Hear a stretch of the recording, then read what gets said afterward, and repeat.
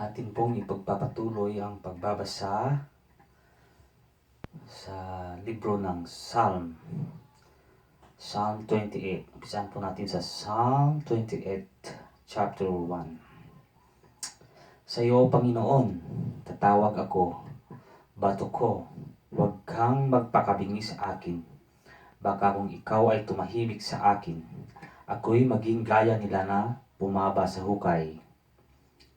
Dinggin mo ang tinig ng aking mga pananaing, pagka ako'y dumadaing sa iyo, pagka aking ginagawad ang aking mga kamay sa dako ng banal na sanggunian sa iyo. Huwag mo akong agawin na kasama ng mga masama at ng mga manggagawa ng kasamaan na nagsasalita ng kapayapaan sa kanilang mga kapwa, ngunit kasamaan ay nasa kanilang mga puso. Bigyan mo sila ng ayon sa kanilang gawa at ng ayon sa kasamaan ng kanilang mga gawain. Gantihin mo sila ng ayon sa kilos ng kanilang mga kamay. Bayaran mo sila ng ukol sa kanila. Sapagkat ayaw nilang pakundangan ang mga gawa ng Panginoon, ni ang kilos man ng kanyang mga kamay, kanyang ibabagsak sila at hindi sila itatayo. Purihin ang Panginoon, sapagkat dininig niya ang tinig ng aking mga pananaing. Ang Panginoon ay aking kalakasan at aking kalasag. Ang aking puso ay tumiwala sa Kanya at ako'y nasaklolohan, kaya't ang aking puso ay nagagalak na mainam at aking pupurihin siya ng aking awit. Ang Panginoon ay kanilang kalakasan at siya'y kuta ng kaligtasan sa Kanyang pinahiran ng langis. Iligtas mo ang iyong bayan at pagpalain mo ang iyong pamana.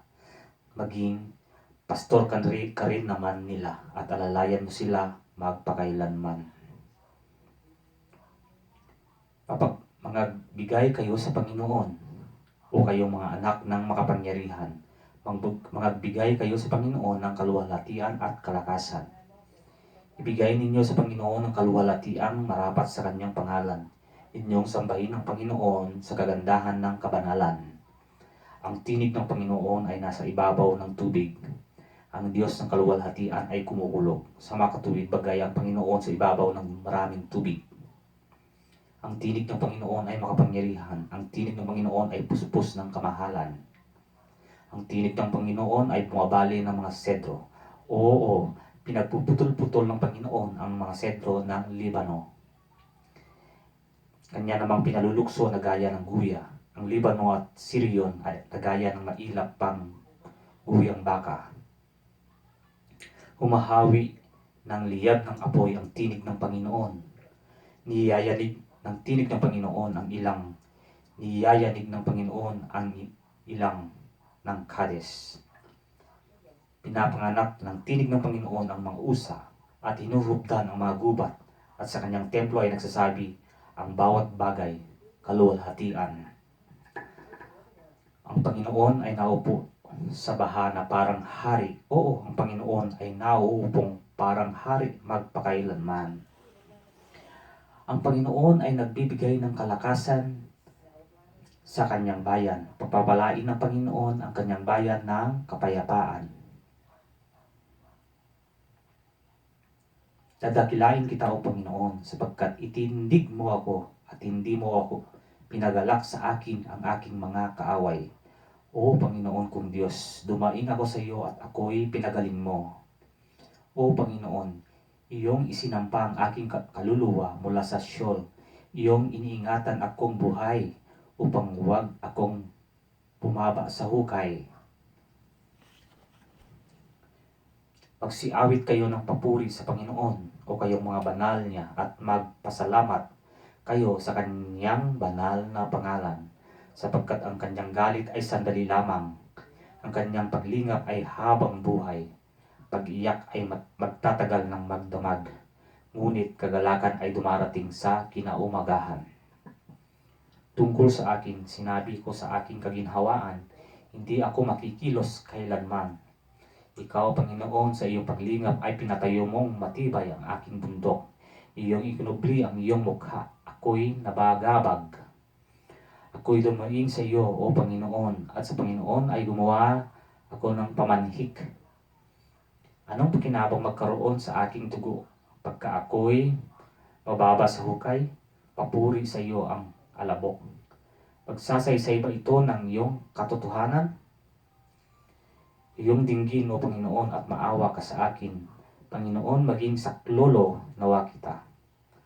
Iyong pinapaging sayaw sa akin ang aking tangis, iyong kinalag ang aking kayong magaspang at binikisan mo ako ng kasiyahan.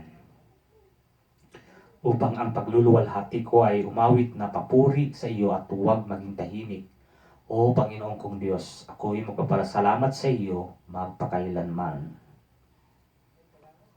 Sa iyo, Panginoon, nanganganlong ako, huwag akong mapahiya kailanman. Palayain mo ako sa iyong katwiran. Ikiling mo ang iyong pakinig sa akin, iligtas mo akong madali. Maging matibay na kanlungan ka nawa sa akin, buhay na sanganggalang upang iligtas ako. Sapagkat ikaw ang aking malaking bato at aking kuta.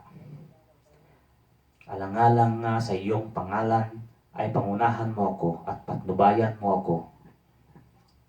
Hugutin mo ako sa silo na kanilang inilagay na lihim ukol sa akin, sapagkat ikaw ang aking katibayan. Sa iyong kamay ay inihabilin ko ang aking diwa. Iyong tinubos ako, O Panginoon, ikaw na Diyos ng katotohanan. Aking pinagtataniman ng nagmamasid ng mga walang kabuluhang karayaan, ngunit tumitiwala ako sa Panginoon. Ako'y matutuwa at magagalak sa iyong kagandahang loob, sapagkat iyong nakita ang aking kadalamhatian, iyong nakilala ang aking kaluluwa sa mga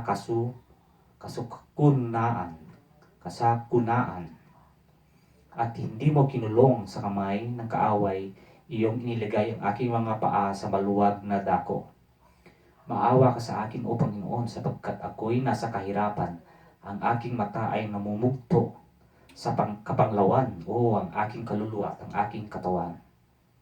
Sapagkat ang aking buhay ay napupugnaw sa kapanglawan at ang aking mga taon ay nasa pagbubuntong hininga.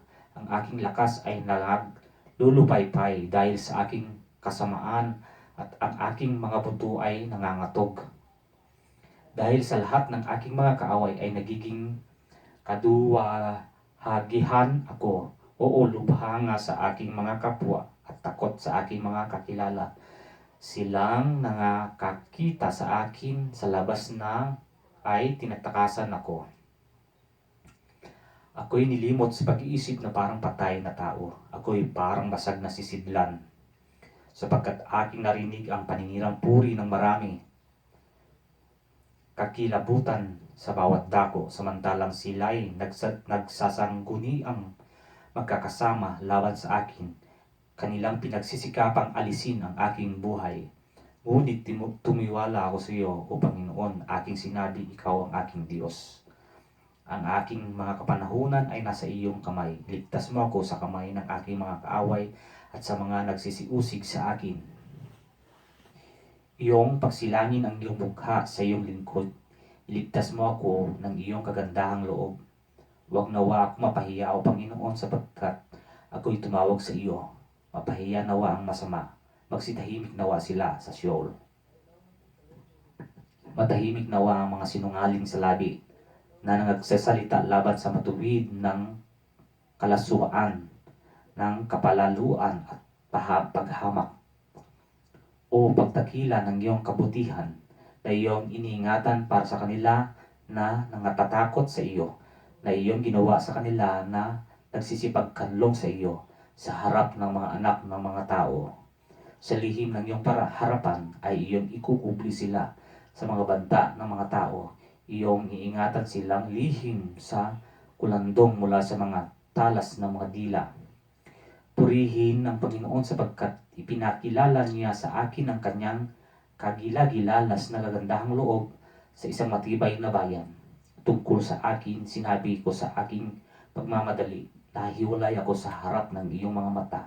Gayon may dininig mo ang tinig ng aking mga pamanhik nang ako'y dumaing sa iyo.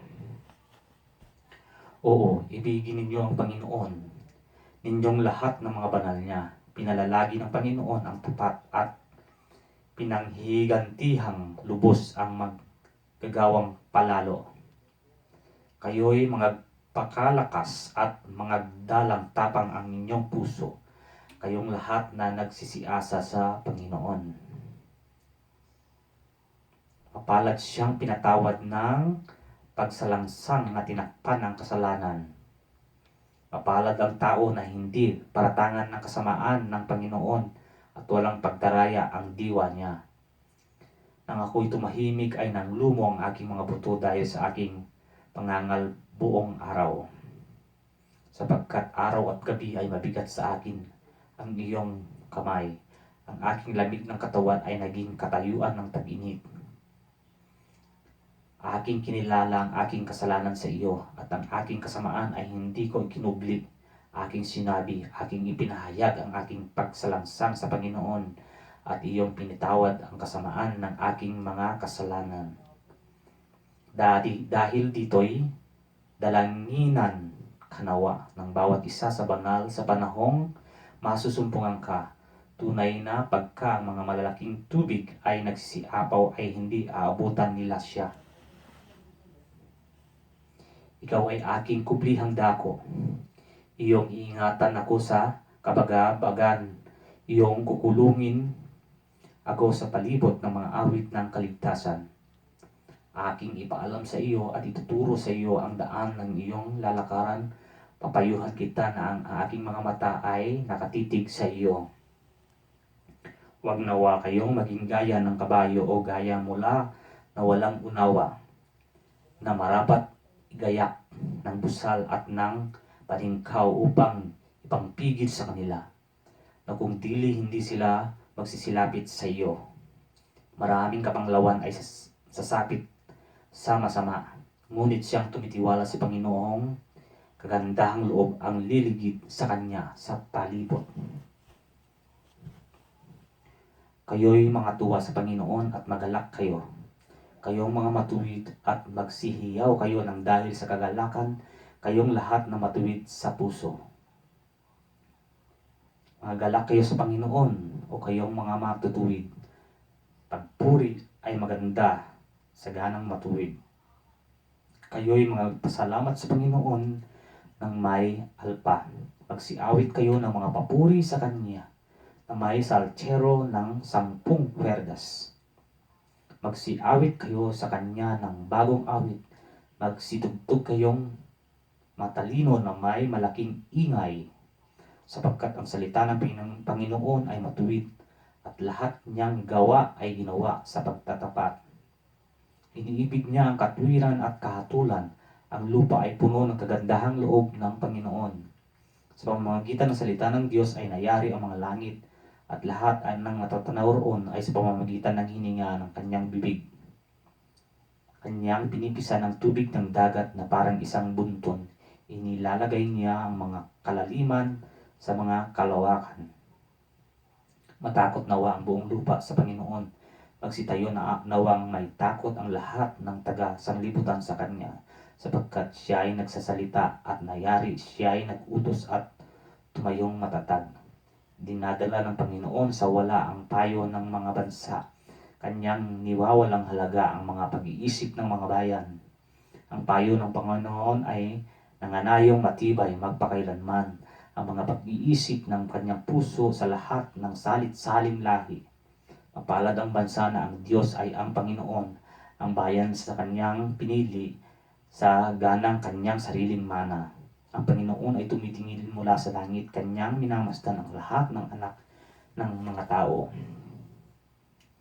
Mula sa dakong kanyang tahanan ay tumitingin siya sa lahat ng mga nangananahan sa lupa. Siyang naguhugis ng mga puso nilang lahat, na nagmamasid sa lahat nilang mga gawa. Walang hari na nakaliligtas sa pamamagitan ng karamihan ng hukbo. Ang mga pangyarihang tao ay hindi naliligtas sa pamamagitan ng malalaking kasalanan. Ang kabayo ay walang kabuluhang bagay sa pagliligtas. ni hindi niya iniligtas ang sinuman sa pamamagitan ng kanyang malaking kalakasan.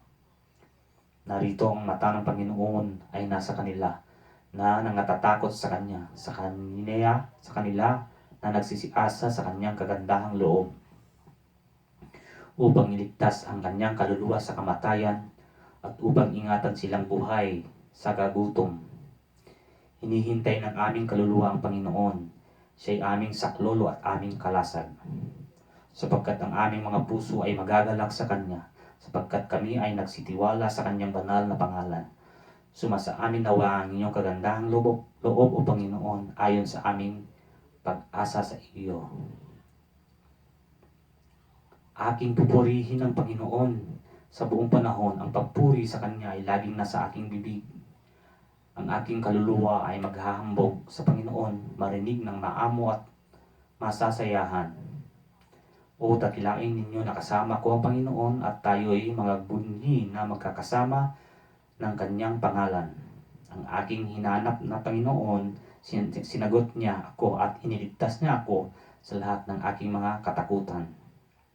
Sila'y nagsitingin sa Kanya at nangaliwanagan at ang kanilang mukha ay hindi malilito kailanman.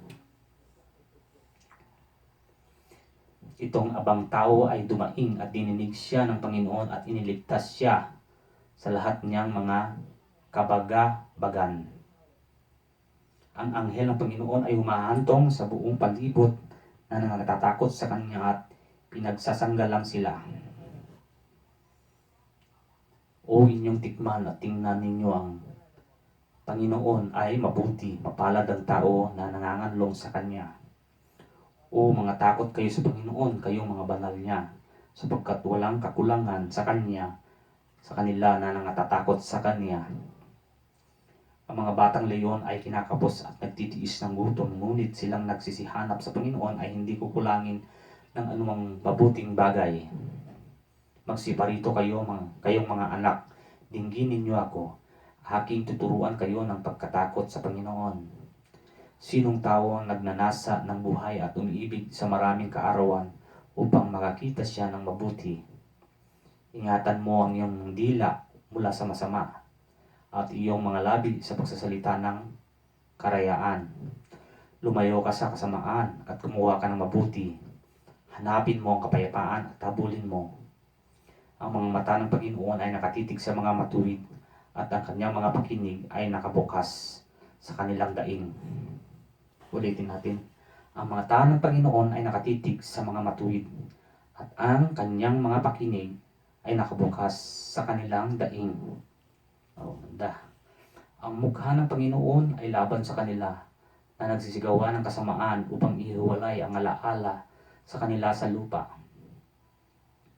Ang matuwid ay nagsidaing at dininig ng Panginoon at niligtas sila sa lahat nilang mga kabagabagan. Ang Panginoon ay malapit sa kanila na may tagbag na puso at inililigtas ang mga may pagsisising diwa. Marami ang kadalamhatian at matuwid, ngunit inililigtas ng Panginoon sa lahat. Kanyang iniingatan ang lahat niyang mga buto. Wala isa man sa mga yaon ay nababali.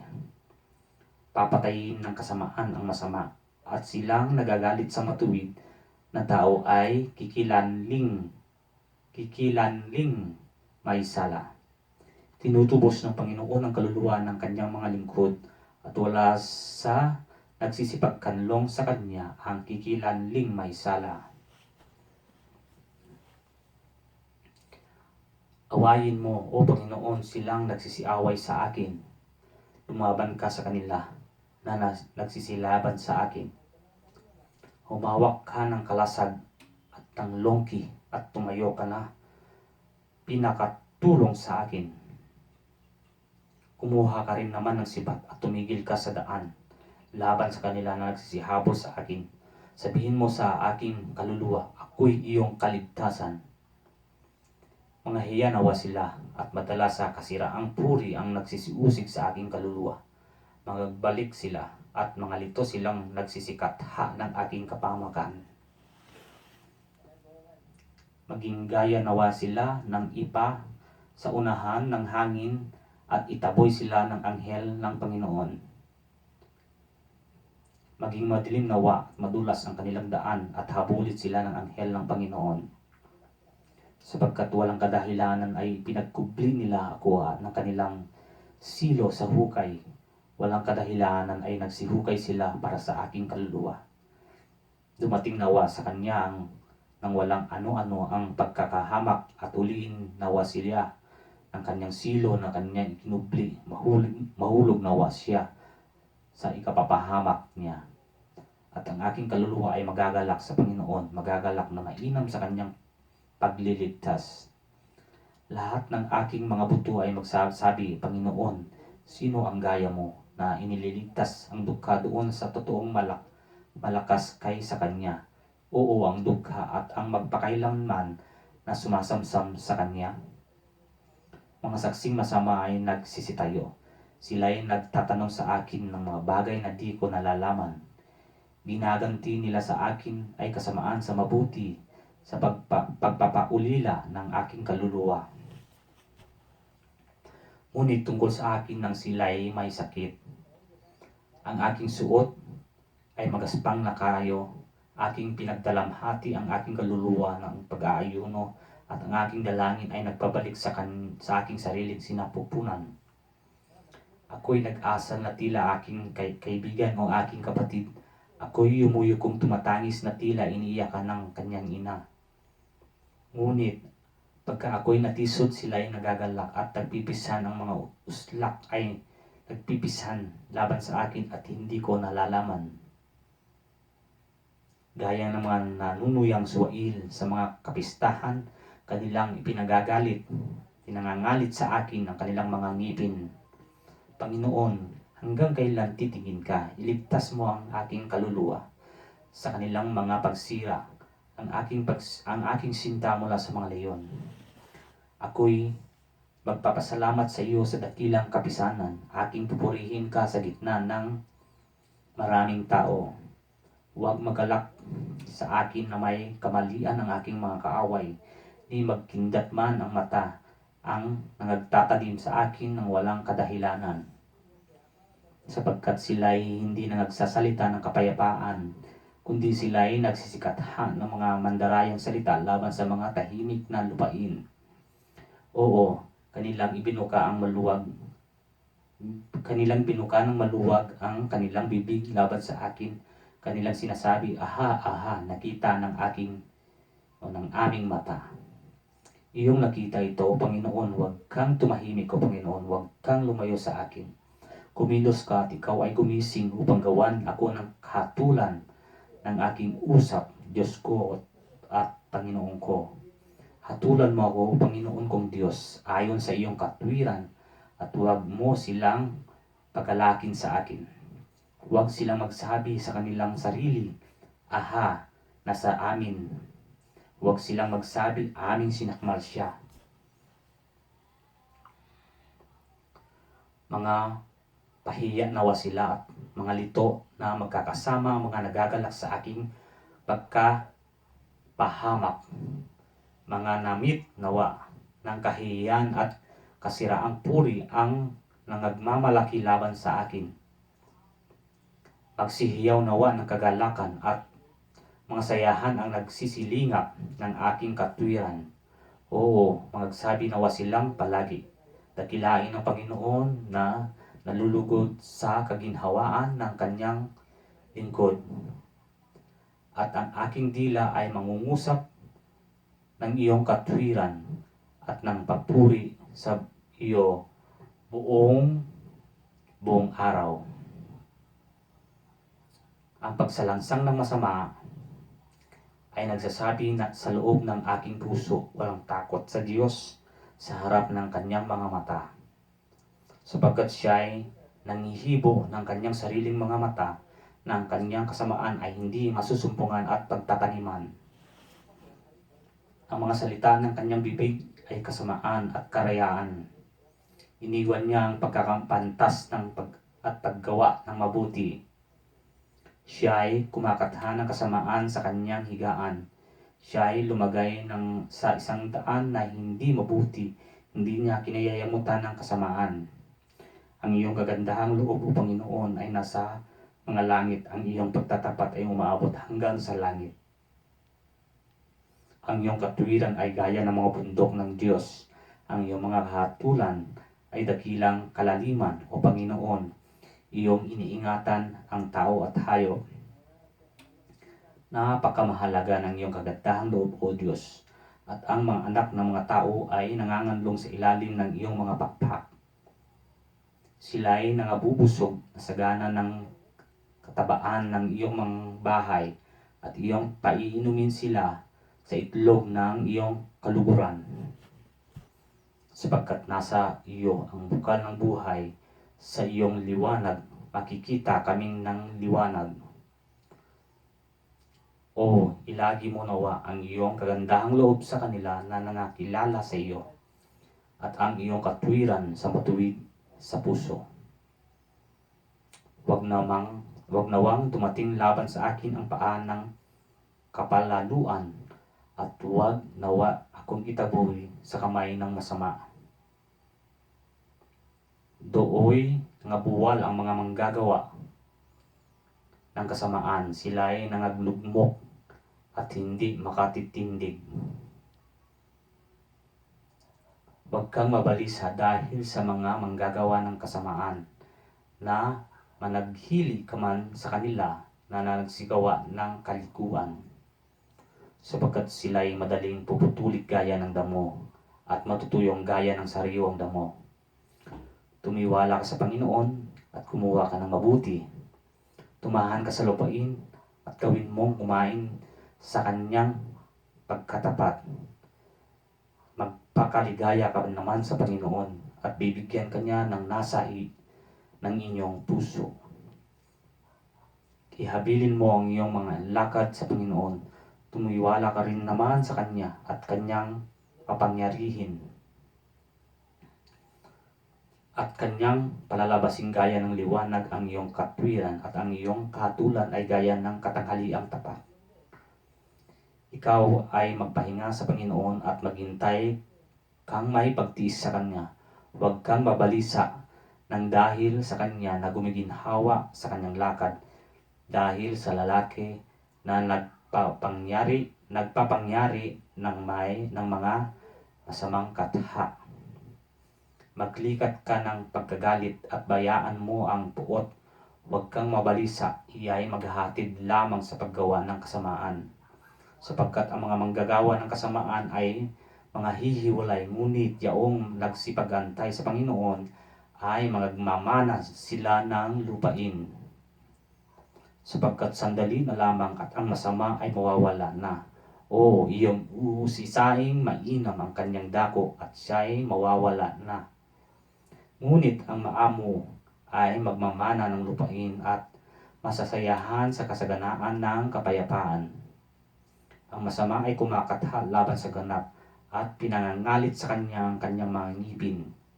Tatawanan siya ng Panginoon sapagkat kanyang nakita na ang kanyang kaarawan ay dumarating. Hinugot ng masama ang tabak at inihanda ang kanyang busog upang ilugmok ang dukha at magpakailanman upang patayin ang matuwid sa paglakad. Ang kanilang tabak ay masasaksak sa kanilang sariling puso at ang kanilang busog ay mababali. Mainam ang kaunti na tumatangkilik ng matuwid kaysa kasaganaan ng maraming masama, sapagkat ang mga bisig ng masasama ay mga babali, ngunit inaalayan ng Panginoon ang matuwid. Nalalaman ng Panginoon ang kaarawan ng sakdal at ang kanilang mana ay magiging sa magpakailanman. Hindi sila mga papahiya sa panahon ng kasamaan at sa mga kaarawan ng kagutom ay mga bubusog sila. Ngunit ang masama ay mamatay at ang mga kaaway ng Panginoon ay magiging gaya ng taba ng mga kordero. Sila ay mga pupugnaw sa usok, mga pupugnaw sila. Ang masama ay humihiram at hindi nagsasauli. Ulitin natin. Ang masama ay humihiram at hindi nagsasauli. Ngunit ang matuwid ay nahahabag at nagbibigay. Ulitin natin. Ang masama ay humihiram at hindi nagsasauli. Ngunit ang matuwid ay nahahabag at nagbibigay. Sapagkat ang mga gayong pinagpala ng Panginoon ay nangagmamana ng lupain at silang sinumpa niya ay mahihiwalay. Ang lakad ng tao ay tatag ng Panginoon at siya ay nasasayahan sa kanyang lakad. Bagaman siya ay mabuwal, hindi siya lubos na magpapahiga, sapagkat inalalayan siya ng Panginoon ng kanyang kamay. Ako'y naging bata at ngayon matanda, gayon may hindi ko nakitang matuwid na pinabayaan ni ang kanyang lahi man ay nagpapalimos ng tinapay. Lahat ng araw ay nahahabag at nagpapahiram, at ang kanyang lahi ay pinagpapala. Ikaw ay humihiwalay sa kasamaan at gumagawa ka ng mabuti at manahan ka magpakailanman. Sapagkat iniibig ng Panginoon ang kahatulan at hindi pinababayaan ng kanyang mga banal. Sila'y iniingatan magpakailanman, ngunit ang lahi ng masama ay mahihiwalay. Mamanahin ng matuwid ang lupain at tatahan doon magpakailanman. Ang bibig ng matuwid ay nangungusap ng karunungan, at ang kanyang dila ay nagsasalita ng kahatulan. Ang kautusan ng kanyang Diyos ay nasa kanyang puso, walang madudulas sa kanyang mga hakbang. Inaabatan ng masama ang matuwid at pinagsisikapang patiin niya siya. Hindi siya iiwan ng Panginoon sa kanyang kamay na parurusahan man siya pagka siya ay nahatulan. Hihintayin mo ang Panginoon at iingatan mo ang kanyang daan at ibubunyi ka upang manahin mo ang lupain. Pagka nahiwalay ang masama, iyong makikita. Aking nakikita ang masama sa malaking kapangyarihan at lumalaganap na gaya ng sariwang punong kahoy na sa kanyang lupang tinubuan. Ngunit may dumaan at narito, wala na siya. Oo, hinahanap ko siya, ngunit hindi siya masumpungan. Tandaan mo ang sakdal na tao at masdan mo ang matuwid, sapagkat may isang maligayang wakas sa taong may kapayapaan. Tungkol sa mga mananalangsang, pangalilipol silang magkakasama. Ang huling wakas ng masama ay mahihiwalay. Ngunit ang kaligtasan ng matuwid ay sa Panginoon. Siya ay ang kanilang kuta sa panahon ng kabagkabagan. At sila ay tinutulungan ng Panginoon at sinasagip nila sila sa masama at iniligtas sila sapagkat sila ay nagsipagkanlong sa Kanya. O Panginoon, huwag mo akong sawayin sa iyong